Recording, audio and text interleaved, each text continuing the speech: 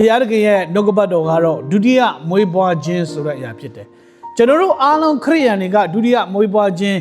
ရထားတော်သူလားမရထားတော်သူလားဆိုတဲ့အရာကိုကျွန်တော်တို့ဂဂနနသဘောပေါက်ခြင်းအပြင်ကျွန်တော်ဟာ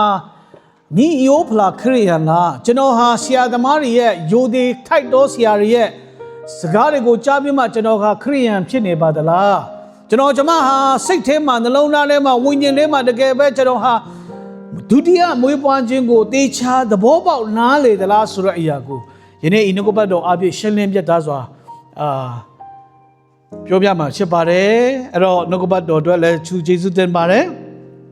ကောင်းပြီကျွန်တော်တို့ကဘာကြီးလောကထဲမှာကဘာလောကထဲမှာဘာသာတရားမြောက်များစွာပြည့်နေတဲ့လောကကြီးဖြစ်တယ်နော်ဘာကြောင့်မို့ဘာသာတရားပြည့်နေလဲဆိုလူတွေကခိုကိုးရာမေ့ဖြစ်နေတဲ့အချိန်မှာမျော်လင့်ရာနော်မျော်လင့်ရာအရှင်ဖျားကိုတန်းတနေတဲ့လူတွေများစွာရှိလို့နောက်ဆုံးမှာဘာသာတရားတွေများစွာပေါ်လာတာဖြစ်တယ်ကမ္ဘာပေါ်မှာကြီးတဲ့အချိန်မှာဘာသာတရားပေါင်းက4000နဲ့4300ကြားထဲမှာရှိတယ်လို့တွေ့ရပါတယ်ဆိုတော့ American ပြည်ထောင်စုတစ်ခုတည်းမှာတင်ဂိုင်းကနပေါင်းက300ကျော်ရှိပါတယ် American ပြည်ထောင်စုထဲမှာအဲ့တော့အဖွဲ့အစည်းကဘယ်လောက်ရှိလဲဆိုရင်တော့9000ကျော်ရှိတယ်ဘာသာရေးအဖွဲ့အစည်းတွေများ9000ကျော်ရှိပါတယ်အဲ့ဒီလိုဘာသာရေးအဖွဲ့အစည်းအတွင်အပြင်နဲ့လှုပ်ရှားနေတဲ့ဂိုင်းကနတွေများစွာရှိပါတယ်အဲ့ဒီအဖွဲ့အစည်းတွေကတေးတွေရှိတယ်ကြီးတာရှိပါတယ်အချို့သောသူများကဒုတိယမွေးဖွားခြင်းကိုလက်ခံတော်သူမလက်ခံတော်သူတွေရှိကောင်းရှိလိမ့်မယ်ဒုတိယမွေးဖွားခြင်းကိုလက်ခံတော်သူတွေလည်းများစွာရှိလိမ့်မယ်ဆိုတော့ American ပြည်ထောင်စုထဲမှာကြီးတဲ့အချိန်မှာဘာသာရေးဆိုတဲ့အရာကChristianity က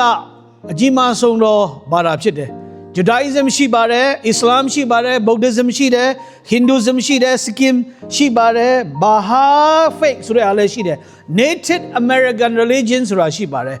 Pagan ဆိုတာမယုံကြည်သောသူများ Pagan Religion ဆိုတာလည်းရှိတယ်အခြားမြောက်များစွာဘာသာတရားတွေများစွာရှိပါတယ်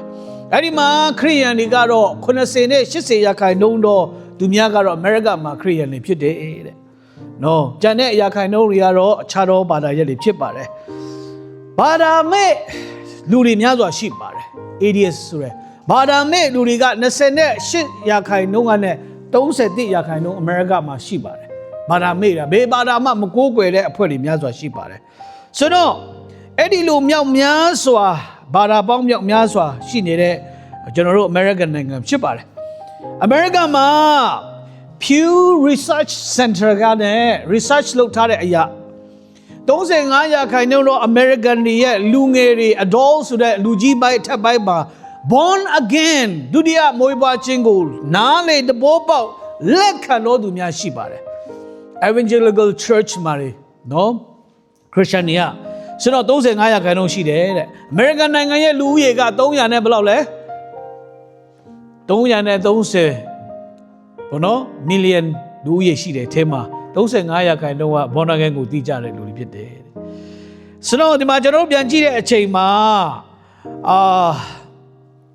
ဘာတွေ့ရလဲဆိုတော့ကမ္ဘာပေါ်မှာအားလုံးကျွန်တော်တို့ပြန်ကြည့်တဲ့အချိန်မှာတဲ့နော် American နိုင်ငံတစ်ခုမှာပဲကြည့်တဲ့အချိန်မှာ120တန်း130တန်းနေအဲ့ဒီကြားထဲမှာလေ120 million လူတွေကတဲ့ born again Christian လေးမဟုတ်တော့ကျန်တဲ့နေရာတွေမှာတွားကြတဲ့လူတွေဖြစ်တယ်တဲ့ research center ရဆိုတော့အချို့သောသူများတာလင်းတဲ့ born again Christian များဖြစ်တယ်ဆိုတော့အရာကိုလည်းကျွန်တော်တို့တွေ့ရတယ်အဲ့တော့ American နိုင်ငံထဲမှာရှိတဲ့ American လူမျိုးတွေ3ယောက်ထဲမှာ1ယောက်ပဲ Christian born again ဖြစ်နေတယ်ဆိုတော့အရာကို research မှာပေါ်ပြထားပါတယ်နော်ဆိုတော့ဒီအချိန်မှာ110 million လောက်ပဲ born again ဖြစ်နေတယ်ဆိုတော့အရာကိုလည်းတွေ့ရပါတယ်ဆိုတော့ဒီအကြောင်းအရာလေးတွေကိုကသူတို့ဒီ Baptist တို့ Pentecostal တို့ကျန်တဲ့ church တွေမှာလည်းအများစွာသူတို့လည်း research လုပ်ထားတဲ့အရာတွေရှိပါတယ်ကောင်းပြီယနေ့မှာကျွန်တော်တို့ကယောဟန်ခန်းကြီး3ခန်းငယ်38ကိုကျွန်တော်ပြန်ကြည့်တဲ့အချိန်မှာဆရာမဖတ်တော့ပါယောဟန်ခန်းကြီး3ခန်းငယ်38မှာကြည့်တဲ့အချိန်မှာယေရှုကိုယ်တိုင်ကအတိအကျပြောထားတော်ညာလည်းပဲ လူတွေကအဲ့ဒါကိုမိတ်ထားတယ်ဆိုရတွေ့ရတယ်ဝမ်းနည်းစရာဖြစ်တယ်born again အကြောင်းကိုလေဆိုတော့တမန်ကျမ်းစာထဲမှာပြောတဲ့အချိန်မှာတွင်တင်တဲ့အရာတွေကချင်းတင်ရှားရှားဒီ born again နဲ့ပတ်သက်တဲ့အရာတွေတင်ပြထားတော့ညာလဲပဲကျွန်တော်တို့ကဒါကိုကျွန်တော်တို့နားမလဲတဲ့အရာလေးရှိတယ်ကျွန်တော်တို့ဒါကို emphasize မလုပ်တဲ့အရာလေးရှိပါတယ်ဆိုတော့ဒီနေ့မှာဒါလေးကိုလည်းဆရာခွန်အားပေးခြင်းပါတယ်အဲ့တော့တန်ပေါင်းများစွာသောအသင်းသားတွေကယုံကြည်သူများကနောက်လိုက်သူများကအတစ်တော်မွေးပွားခြင်းကိုမရတော့သူတွေများစွာရှိပါတယ်ဒုတိယမွေးပွားခြင်းကိုမခံတော့သူများစွာရှိပါတယ်ဆိုတော့ဒုတိယမွေးပွားခြင်းဆိုတာကအတစ်တော်မွေးပွားခြင်းမရှိတဲ့အသင်းတော်တွေလည်းရှိတယ်အသင်းတော်တွေများစွာရှိပါတယ်နှစ်ချင်းမင်္ဂလာခံယူတဲ့လူတွေအသင်းသားအဖြစ်ခံယူတဲ့လူတွေပွဲတော်မင်္ဂလာဝင်ရောက်သုံးဆောင်တော်သူများလည်းများစွာရှိပါတယ်စေဖို့တဖို့ဖေးပေးတဲ့လူတွေစသဖြင့်ဒုတိယမွေးပွားခြင်းကိုဂဂလက်နက်နားမလဲတဲ့ဘင်းနဲ့ခရစ်ယာန်ရဲ့ activity တစ်ခုမှာလှုပ်ရှားမှုတစ်ခုမှာဘယ်လိုလဲဆိုတစ္ဆာရှိစွာလှုပ်ဆောင်နေတဲ့လူတွေအမေရိကမှာများစွာရှိပါတယ်အဲကြောင့်မို့ခုန research မှာပြန်ကြည့်တဲ့အချိန်မှာကျွန်တော်တို့ဒီမှာborn again ကိုတကယ်ပဲကျွန်တော်တို့နားလေသလားအမေရိကန်ပြည်ထောင်စုအတင်းတော်တွေထဲမှာလည်းအဲ့ဒီလိုနားမလေတော့ပြဿနာပေါင်းမြောက်များစွာတက်နေတဲ့ဟာတွေရှိပါတယ်ဆိုတော့အေဗင်ဂေလိတရားတော်ကိုအပေါ်ယံပဲယုံကြည်ပြီးမှဒုတိယမွေးဖွားခြင်းအတွေ့အကြုံမရှိသောသူများစွာအတင်းတော်ဝင်လာတဲ့လူတွေရှိတယ်ဆိုတော့အရာကိုတွေ့ရပါတယ်ဒါကိုမေ့ထားလို့တော့မရပါဘူးကျွန်တော်တို့ဒီမှာမွေးတဲ့ကလေးတွေကိုယ်တိုင်လည်းဒုတိယမွေးပွားခြင်း born again ကိုကျွန်တော်တို့ကနက်နားလည်ဖို့တော့တင်ပေးဖို့အတွက်အမှန်တမ်းမှအရေးကြီးပါတယ်ငယ်စဉ်တောင်ကလေးကကြီးလာတဲ့ခရစ်ယာန်ရဲ့မိသားစုတိုင်းပိုင်းထဲမှာကြီးလာတဲ့အချိန်မှာအဲ့ဒီဒုတိယမွေးပွားခြင်းကိုနားမလည်ဘဲနဲ့အတင်းတော်တွေမှာအမှန်တမ်းမှသစ္စာရှိစွာစ조사တော့သူများစွာရှိပါတယ်ဆိုတော့ယေရှုခရစ်ဘာပြောကြလဲဆိုတော့ဒုတိယမွေးပွားခြင်းကိုမခံတော့သူဒီတဲ့ကောင်းကင်နိုင်ငံကိုဘာလို့မရဘူးလဲမမြင်ရတဲ့မဝင်ရလို့ဆိုတာသဘောပဲအယံကိုရေးကြည့်တဲ့ကဏ္ဍဖြစ်တယ် regenerations of the new birth in Christ ခရစ်တော်ထဲမှာဒုတိယမွေးပွားခြင်းပေါ့နော်ဆိုတော့ဒါကိုယေရှုခရစ်တော်ကရှင်းလင်းစွာပြောပြထားပါတယ်ယောဟန်ခန်းကြီး1ခန်းငယ်73မှာဆက်နောက်လိုက်ဆိုပါလူမျိုးနဲ့ဆက်ဆံ၍ဘွားတော်တမ်းဟုတ်မေထုံတန်ဝါဒအပြည့်ဖွာတော်တမ်းမဟုတ်လူအလျော်လျောက်ဖွာတော်တမ်းမဟုတ်ဖျားသခင်ဖြစ်ပွားစေတော်မူသောတာဖြစ်သည် born again လို့ပြောတဲ့အချိန်မှာကျွန်တော်တို့ကလူမျိုးနဲ့လည်းမဆိုင်ဘူးဘာသာတရားနဲ့လည်းမဆိုင်ဘူးတင်းရဲ့ဖြစ်ချင်းပေါ်မှာမဟုတ်ဘူးနဲ့ဘယ်အပြည့်ဖြစ်တယ်လဲဖယားတကယ်အားပြည့်ဖြစ်တယ်ဖယားတကယ်ဖြစ်ပွားခြင်းအားပြည့်ဖြစ်တယ်ဆိုတဲ့အကိုနားလည်ရမယ်ဟဲ့ကျွန်တော်တို့လူမျိုးက born again ရထားတဲ့လူမျိုးတွေဖြစ်တယ်သူအဖေတွေက born again ရထားတော့သူသားသမီးမြေးစင်ကြက automatic ရထားတော့သူဖြစ်တယ်မှန်သလား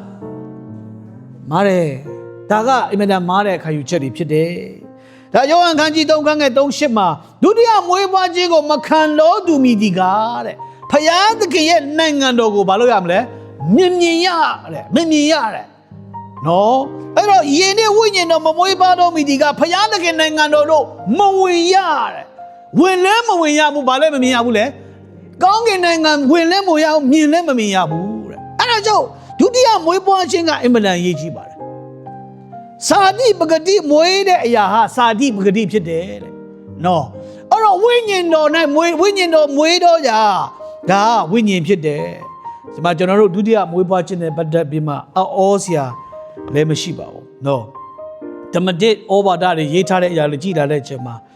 အဲ့ဒီမှာပါတဲ့ပုံကိုယ်တွေအားလုံးကဒုတိယမွေးဖွားခြင်းခံယူတဲ့လိုအပ်ကြောင်းကိုညွှန်းထားတဲ့အရာတွေပဲဖြစ်တယ်နော်ယာကုပ်ခန်းကြီး1ခန်းငယ်18မှာတမန်တရားစကားတော်အဖြစ်မိမိအလိုအတိုင်းငါတို့ကိုဖြစ်ပွားစေတော်မူ၏ငါတို့အလိုမိမိအလိုတမန်ကျမ်းစာအဖြစ်ဖြစ်တယ်တဲ့တစ်ပေခန်းကြီး1ခန်းငယ်23မှာကျွန်တော်တို့ကတဲ့ဖောက်ပြန်ပျက်စီးတတ်တဲ့မျိုးစေ့အဖြစ်ဖြစ်ပွားတာမဟုတ်ဘူးတဲ့မဖောက်မပြန် မဖောက်မပြတ်စီးတတ်တော်မျိုးစေ့ကြီးဟူသောဖခင်သခင်ရဲ့နှုတ်ကပတ်တော်အဖြစ်ဖြစ်ပွားတော်သူတွေဖြစ်တယ်တဲ့ဟာလေလုယာနော်ဒါကြောင့်မို့ဖြောင့်မတ်ခြင်းတရားကိုကျင့်တော်သူမိဒီကားတဲ့ဖခင်သခင်ဖြစ်ပွားစေတော်မူတော်သူဖြစ်တယ်တဲ့ရှင်ဘောလူကတမန်ဤတမန်တရားဒီတဲ့တင်တို့အတွက်ဖြစ်တယ်မိမိကိုယ်တိုင်ကိုအဲ့ဒါကြောင့်မို့တင်တို့အတွက်တမန်ကျမ်းစာဟုတ်တယ်နှုတ်ကပတ်တော်ဟုတ်တယ်ဆိုတာကိုပြောထားပါတယ်ငါတို့ဒီအတစ်တော်အသက်တာ၌ကျင်လည်ရတယ်တဲ့ဒုတိယဝေဘွားခြင်းကိုခံရတော်သူမိဒီကားဆိုတော့နိကောခန်းကြီး55မှာဗာပြသလဲလူမိဒီကား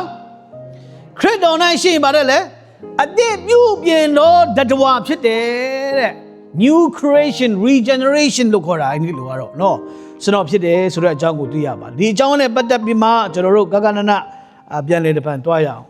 အဲ့တော့မှန်ပဲ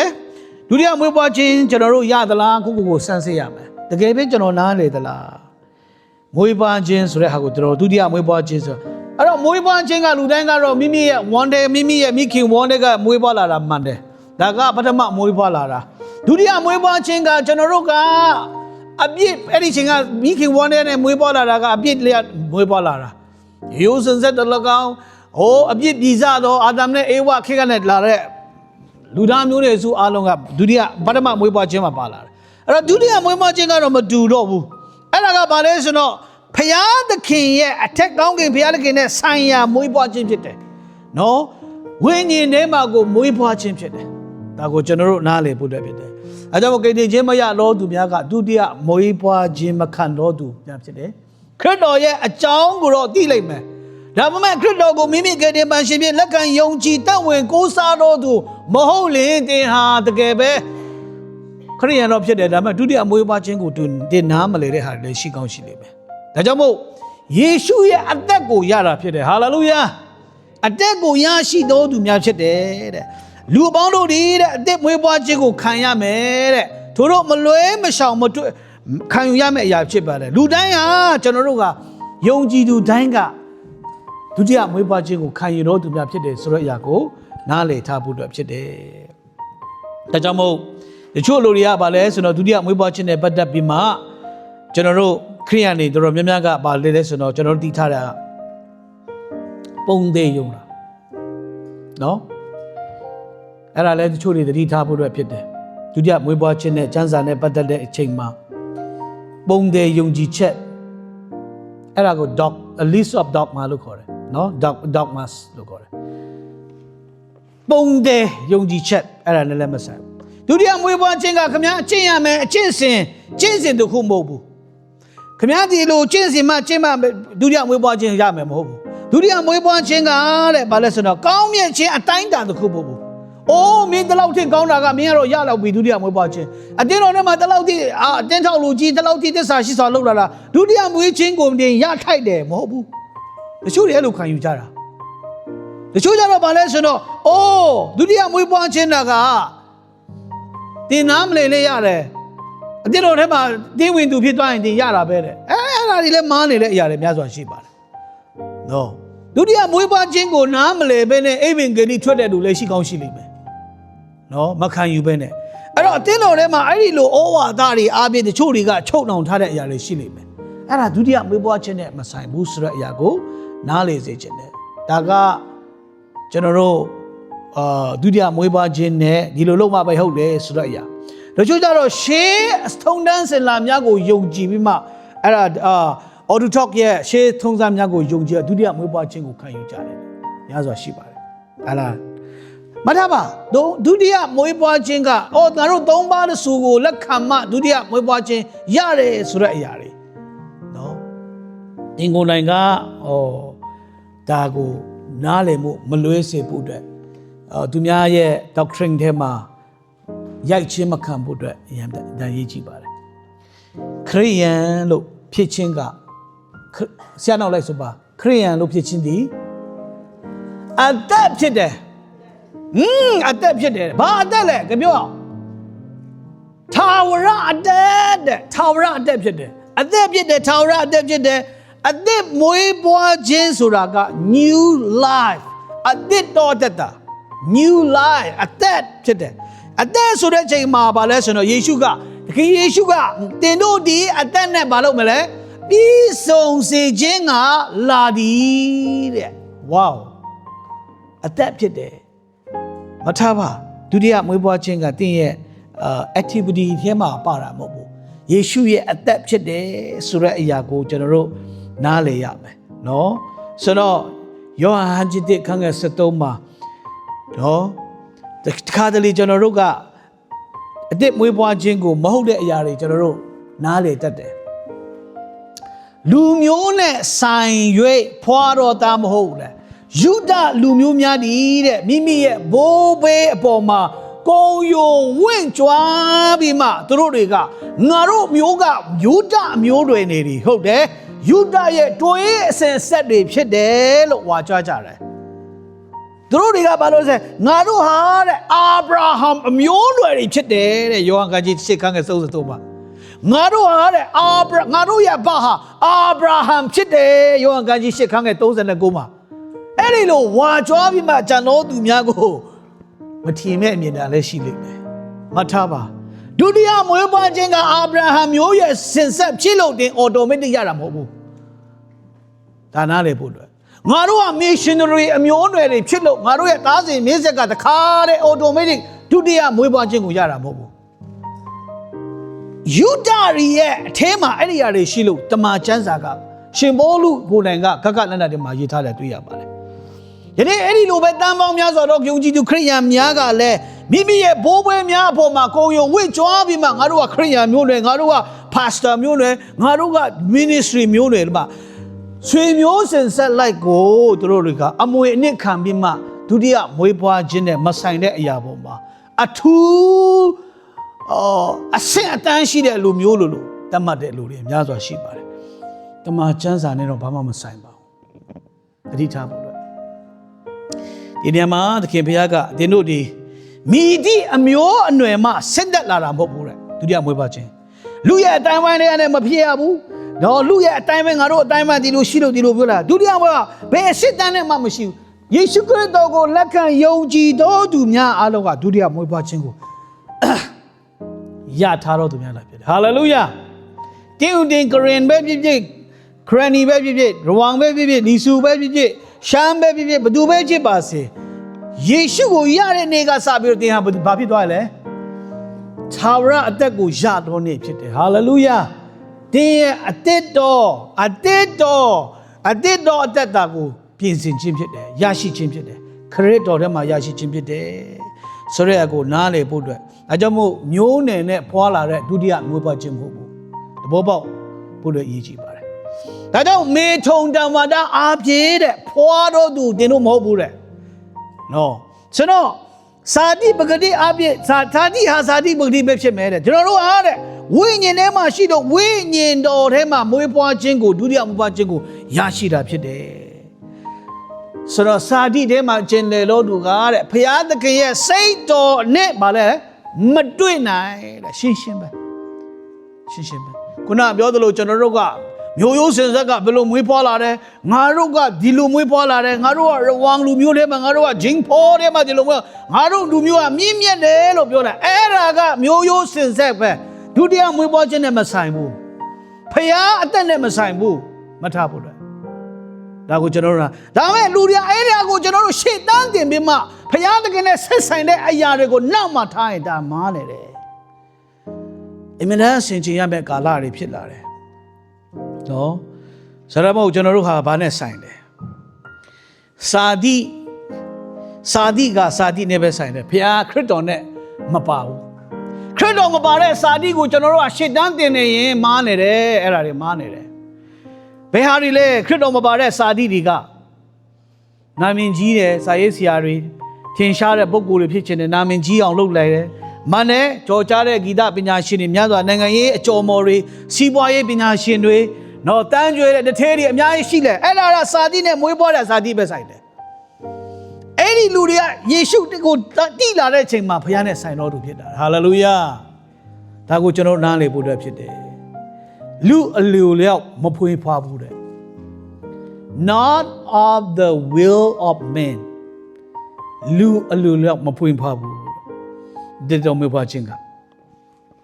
ဖျားသခင်အားဖြင့်ဖြစ်တာဖြစ်တယ်ဆိုတော့ကိုနားလေစေခြင်းတယ်ဖျားဘုန်းတော်အတွက်ဖြစ်တယ်ဒုတိယမွေးဖွားခြင်းကဘာတဲ့အတွက်ဖျားဘုန်းတော်တဲ့တင်မွေးဖွားတာဖြစ်တယ်ဒုတိယမွေးဖွားခြင်းကိုတင်းအိုဆရာကပေးနိုင်လားခင်ဗျားတို့တင်းအိုဆရာစင်နမ်ဒီလူကလည်းမပေးနိုင်ဘူးဘယ်သူပေးတာလဲယေရှုခရစ်တော်အထက်မှာပဲရပါတယ်ဒုတိယမွေးဖွားခြင်းကိုရဖို့အတွက်ဒိတ်ခါတော်တင်ပေးတာရှိသလားလုံးလေအဲ့ဒါမားနေတယ်ဒုတိယမွေးဖွားခြင်းဆိုတာကတင်ကိုယ်တိုင်ခံယူရတာဖြစ်တယ်ယင်းနဲ့ချင်းခံနိုင်တဲ့ဒုတိယမွေးဖွားခြင်းကိုလည်းခံတာမဟုတ်ဘူး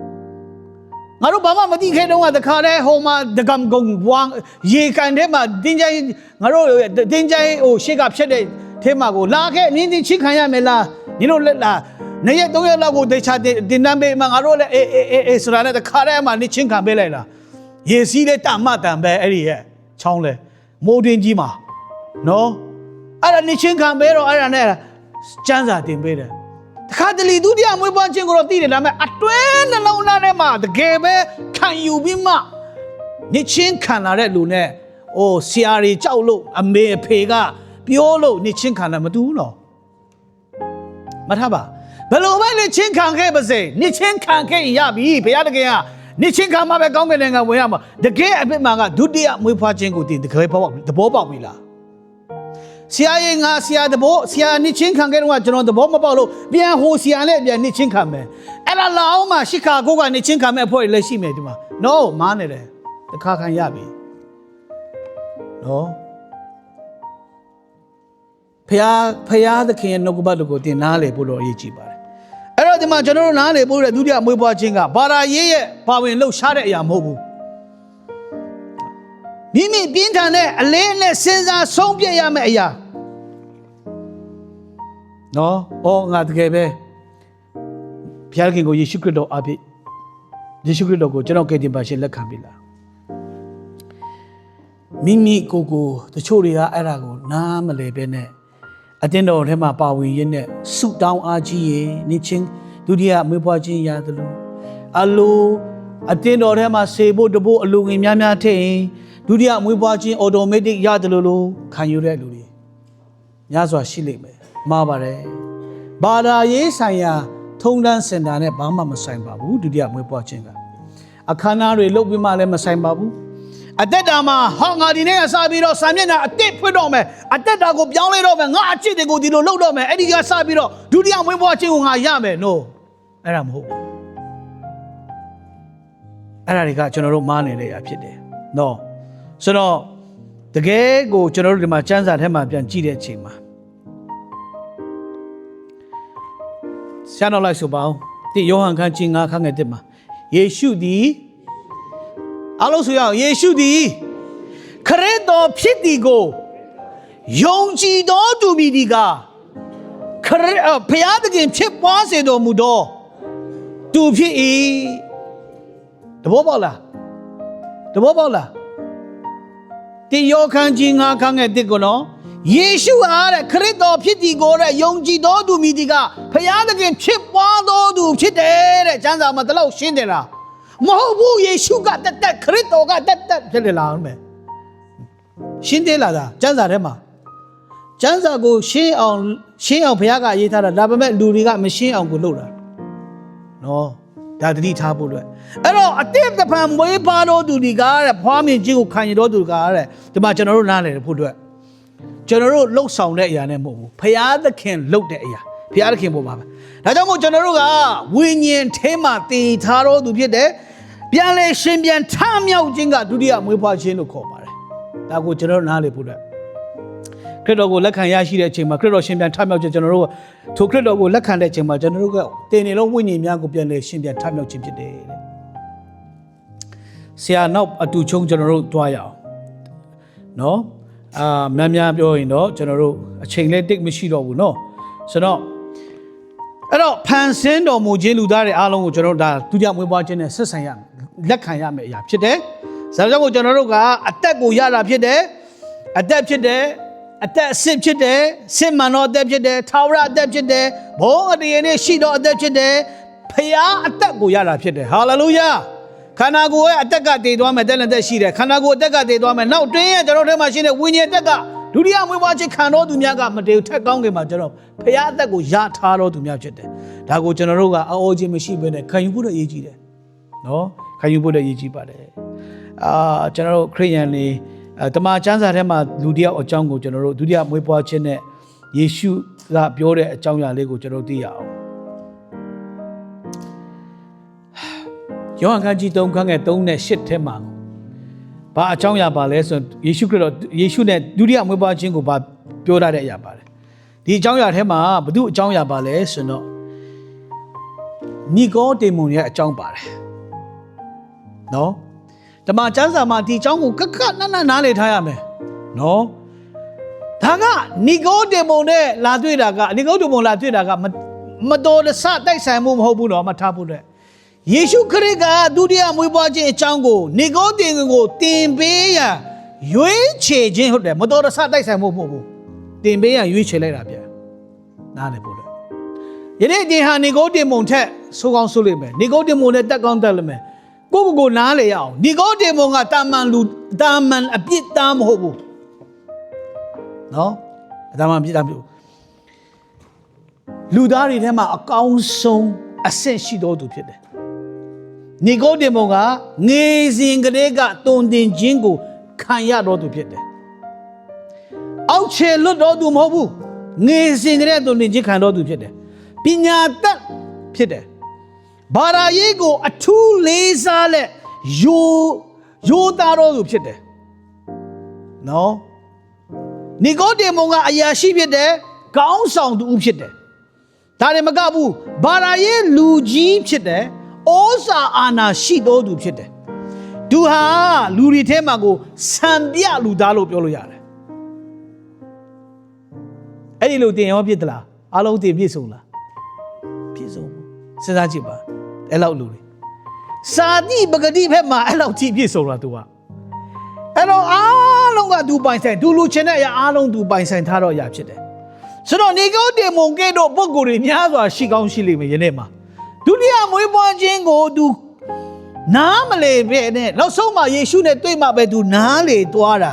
အိုးကိုအလိုလျောက်မွေးဖွားတာမဟုတ်ဘဲနဲ့ကျွန်တော်တို့မွေးဖွားလာတာမိခင်ဝန်နဲ့မွေးဖွားလာပထမမွေးဒုတိယမွေးဖွားခြင်းကခရစ်တော်ထဲမှာမွေးဖွားလာတာပဲဆိုတဲ့အရာသဘောပေါက်တဲ့အချိန်ကစပြီးတော့သူကယ်တင်ခြင်းကိုရသွားတာဒီမှာဆရာပြောချင်တဲ့အရာပါလဲဆိုတော့နီကိုဒေမွန်လူပါရာရေးမှာအထွတ်ထိပ်ရှိတဲ့လူတွေအမတန်ပတ်ဝန်းကျင်မှာကောင်းတယ်လို့စံပြကြတ်မှတ်ထားတဲ့လူတွေအများစွာရှိတယ်ဒါပေမဲ့အခုပြောနေတဲ့ဒုတိယမွေးဖွားခြင်းကိုခက်ခအနန္တသဘောမပေါက်ပဲနဲ့လူတွေများစွာရှိလိမ့်မယ်နော်ဆိုရင်တော့ဒါကျွန်တော်ဝမ်းနည်းစရာဖြစ်တယ်ကာယနာဟာမိမိရဲ့အကျင့်ကိုညှင်းပယ်ခြင်းခံရတော့ခါမှာထောင်လွှားတဲ့အချိန်မှာထောင်လွှားတော့စိတ်နဲ့ဒေါသစိတ်နဲ့ညီဖြစ်တဲ့အာဘေလကိုတတ်ခဲ့ပါတယ်တဲ့ခါတည်းကျွန်တော်တို့ကအရန်ပြည့်စုံတယ်လို့တတ်မှတ်ထားတဲ့လူတွေကမိမိရဲ့အကျင့်ဒိုင်ပဲနောက်ဆုံးမှာစာတိအတိုင်းပဲနောက်ဆုံးစာတိပေါ်လာတဲ့အရာများစွာရှိတတ်ပါတယ်ယနေ့ဆရာဘာအဓိကခွန်အားပေးခြင်းလဲဆိုတော့ကျွန်တော်တို့ရဲ့အတ္တတာကဖျားနဲ့ဆိုင်တာဖြစ်တယ်ဖျားနဲ့ဆိုင်တာနော်ဆိုတော့အဲ့ဒါကိုကျွန်တော်နားလေသွားတဲ့အချိန်မှာငါဒုတိယမွေးဖွားခြင်းကဖျားသခင်ပေးတဲ့အရာဖျားသခင်အားပေးပြုတဲ့အားဖြင့်ကျွန်တော်ဟာကေတီချင်းရတာပဲဆိုတဲ့အကိုသဘောပေါက်သွားတဲ့အချိန်မှာငါဖျားနဲ့ဆိုင်တာပဲငါဖျားနဲ့ဆိုင်လို့ဖျားခိုင်းတဲ့ညာငါတွားရမှာပဲဖျားငါ့ကိုခံထားတဲ့ညာငါလုပ်ရမှာပဲငါတော့မသိဘူးနော်တင်းထောက်လူကြီးတဲ့ငါကိုတော့ခတ်ထားတာပဲငါတော့မလုပ်ချင်ဘူး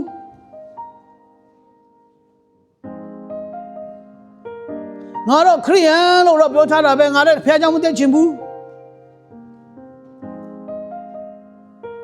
ညာတော့ရှိဝန်းနေဆရာဖြစ်တယ်တကယ်တင်ဖျားနဲ့ဆိုင်ဖျားနဲ့ဆိုင်သလားစဉ်းစားပါမိမိကိုယ်မိမိစဉ်းစားရမယ်နော်ဒါကြောင့်မို့ခရစ်တော်လာတဲ့အချိန်မှာခရစ်တော်ကဘာနဲ့ဆိုင်လဲဆိုတော့ခမည်းတော်ရဲ့မစ်ရှင်ကိုပြည့်စုံဖို့အတွက်ခမည်းတော်နဲ့ဆိုင်တော့သူကြောင့်ခမည်းတော်အလုပ်ပဲလုပ်တယ်ထိုနည်း၎င်းမဲ့တင်ခရစ်တော်နဲ့ဆိုင်တော့ကြောင့်ခရစ်တော်ရဲ့ခိုင်းတဲ့အရာကိုကျွန်တော်တို့ကအစေခံခြင်းပြုရမှာဖြစ်တယ်ဟာလေလုယာဒ ဒါကြောင့်မို့ဒီဒုတိယမွေးပွားခြင်းကိုတင်နားလေတဲ့အချိန်ကနှုတ်ကပတ်တော်ဟာတမန်ကျမ်းစာကိုလက်ခံယုံကြည်တာမကဘူးတင်းရဲ့အသက်ရှင်တဲ့အသက်တာထဲမှာဘုရားသခင်နှုတ်ကပတ်တော်ဖြစ်စေတော့ယေရှုခရစ်တော်ရဲ့ပြောတဲ့အတိုင်းပဲကျွန်တော်တို့လက်ခံယုံကြည်ဖို့အတွက်ရန်ကိုရည်ရှိပါတယ်ရည်ရှိပါတယ်